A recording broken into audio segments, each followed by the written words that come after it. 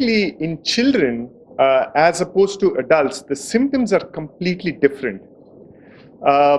In adults, supposing the person is getting very tired and very sleepy, the kids get very hyper. And that's a clinical presentation which is very different and contrast compared to a normal adult.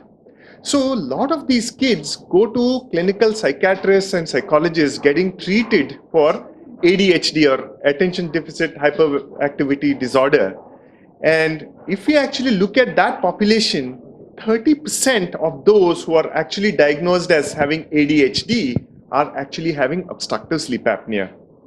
The second symptom, which is usually seen in kids, is increased incidence of nocturnal enuresis. That is, a child who's actually got trained to go to the bathroom suddenly at 5-6 years of age starts passing urine in the bed. So that's like, it's very confusing for the parents because that person was trained to use the bathroom and then suddenly he starts passing urine. That's again because of this condition called obstructive sleep apnea. Physically, if you see, since these children need to kind of sleep very well in the night, and the depth of sleep to which these kids go through is very important, because in the night the growth hormone is released during sleep. If the child is not attaining that particular depth of sleep, what happens is the growth hormone doesn't release, and then obviously the consequences of that being children not gaining height, children not gaining the adequate weight that is supposed to attain. The other thing is because in children, the cause mostly is huge adenoids and tonsils.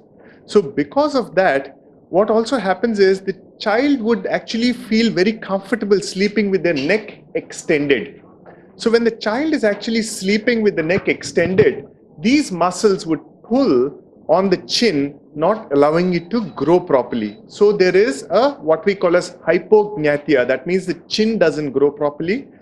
And as a consequence of mouth breathing, because they can't breathe through the nose and because the adenoid is so huge, they develop what is called as a crossbite. That means the teeth come in front, the jaw is going backwards, the face is becoming very elongated, and they develop what is called as adenoid facies. So there is a structural problem as well associated with this. How do you correct these errors? In children, it's very easy. Most of the time, unless we are looking at a syndromic child, that means a child with Down syndrome or things like that, most of the times the cause for obstructive sleep apnea in children is huge adenoids and tonsils.